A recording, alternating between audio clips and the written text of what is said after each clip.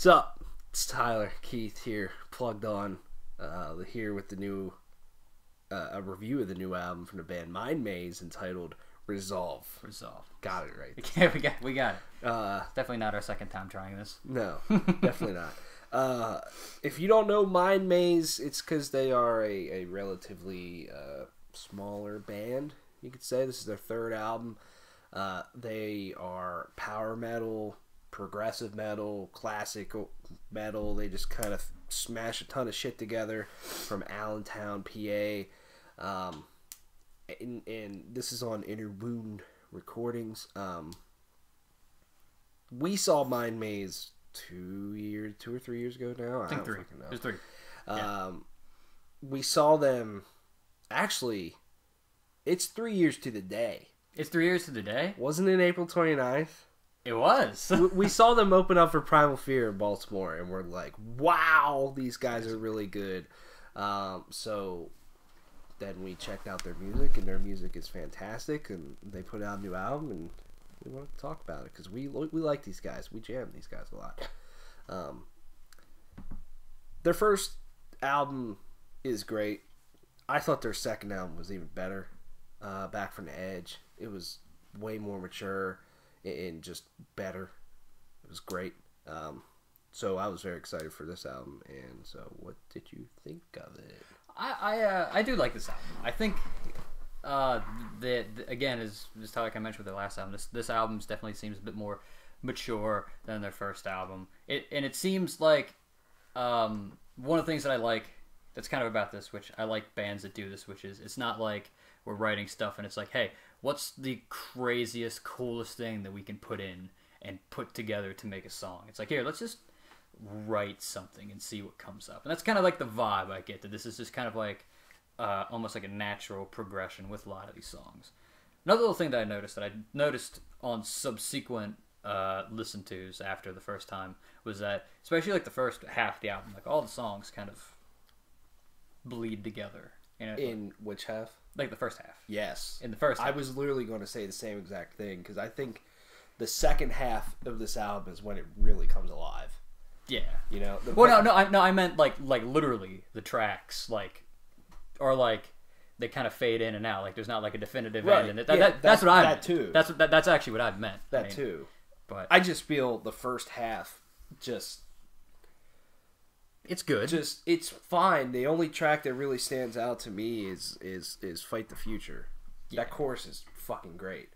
But then probably the next at least 2 until Sign of Life probably. Yeah. Just kind of doesn't. And I know. Well, let me back up. Yeah, it's really just one song. And it's Drown Me, which I think is good. It just doesn't stand out to me as much as a lot of other ones. But anyways, I was kind of gonna say like the same thing. Like the back half of the album is really good. You know, I really like True Reflection and The Shattered Self.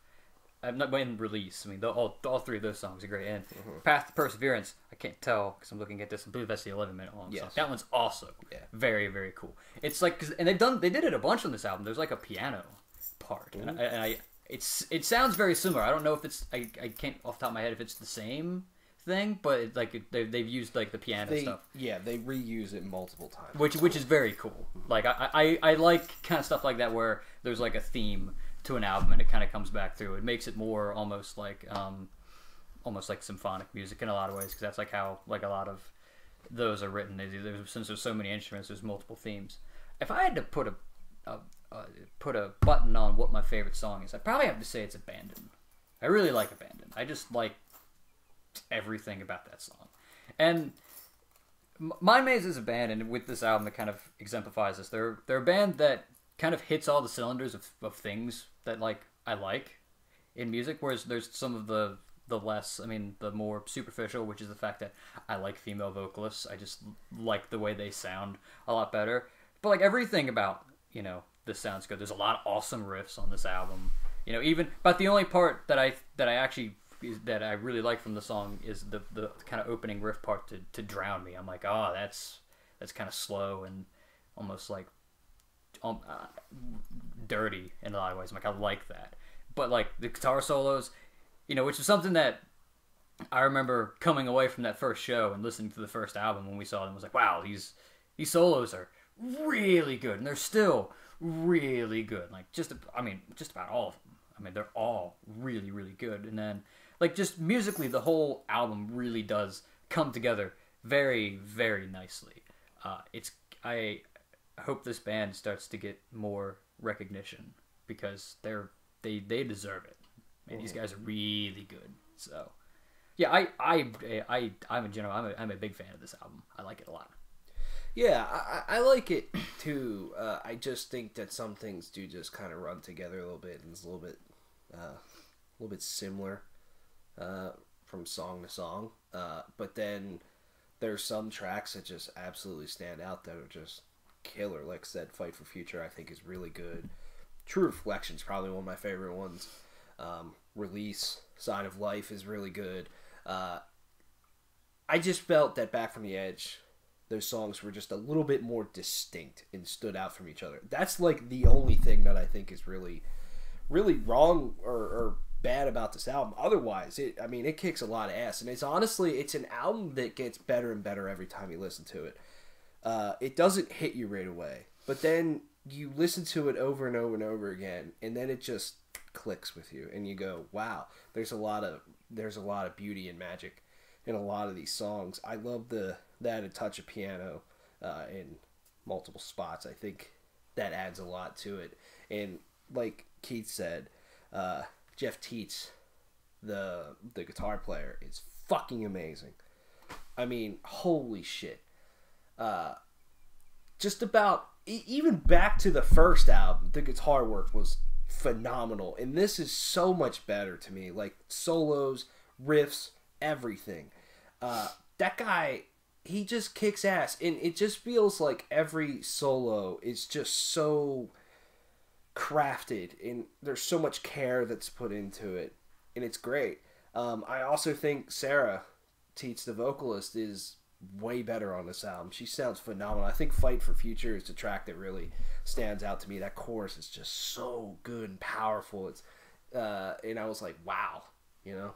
They've grown. When you listen to their first album, you listen to this album, it's like, wow. Musically, they've definitely just gotten way better. It's fantastic. I think the way they put a lot of their influences together too is really cool. Like, there's a lot of Iron Maiden influence in this band. There's definitely a lot of Dream Theater influence in this band. Which I think that comes through a little bit more here. And this album too is way more progressive than their last two albums. I think their first album I feel is pretty straightforward. The second album, they grew a lot more, and it was a little bit more progressive. And then this one, they grew even more, and it's even more progressive than the last one. They just keep moving forward, and there's a lot of moments on here where I went, wow, that's very Dream Theater like, and stands out. It's really cool. It's a long album, but it's a good album. Like, there's a lot of music here. There's a lot of meat on the bones, and this album's 12 tracks long, I think. But some of them are decent length. Like, the last track is 11.5 minutes. Drown Me is 8.5 minutes. Twisted Dreams 13. Nearly 7 minutes. 13 tracks, yeah. And there's a couple of them that are only like a minute long. Yeah, they're just like intro tracks. But still, there's a lot here that I think you can like. And I think if you're a fan of progressive metal, more classic stuff, power metal, I mean, there's some good shit here for you to like. I like it. This is a band I always just kind of think about a lot. Whenever I'm just like, what do I want to listen to? I'm going to listen to Mindmaze. In their top 10 songs, the first track that I think really hit us that we really like is the track "Never Look Back." That song's awesome. That song's still incredible. It has however many thousands of plays on Spotify, and I bet like half of them are just us. Yeah, probably a good bit of them are just us. Actually, I'm curious now. What is it? Oh wow, it's not actually in the top 10 anymore, or at least in the top 5. It's in the top 10. It's in the top. It's not in the top 5. Yeah. Wow, I thought it would have been up there. Because looking on also YouTube, that song is like all kinds of views on YouTube too. Listening to it that way. So yeah, and two, this album has a fucking incredible production to it. I love it. It's so solid. It's another one of those productions that I like where it's heavy, but it's not like muddy. Yeah. Which is something that happens with just a lot of albums. You get it, it's like, oh yeah, we're gonna make it either really loud, or it's like, it's so heavy that it's like okay, I can kind of tell what's happening. Whereas like a couple albums, another album that comes to mind like that's like Ride the Void is like just it's like boom, it's just tight. It's heavy, but it's like boom, it's crisp. That's what I like about it. Yeah, like when there's a guitar lead, the rhythm just feels like it's at the perfect volume, and the lead's at the perfect volume, and everything just comes together. It's very well produced. So yeah, that's pretty much all I have to say. Score. I'll give it an 8 out of 10. I really like this album. I'll give it a solid 8. Maybe 8.25. But like, yeah, right around there, that range. Yeah, 8.5 out of 10 for me. Mindmaze, Resolve. Check it out. Check this whole band out. All their albums are great. So yeah.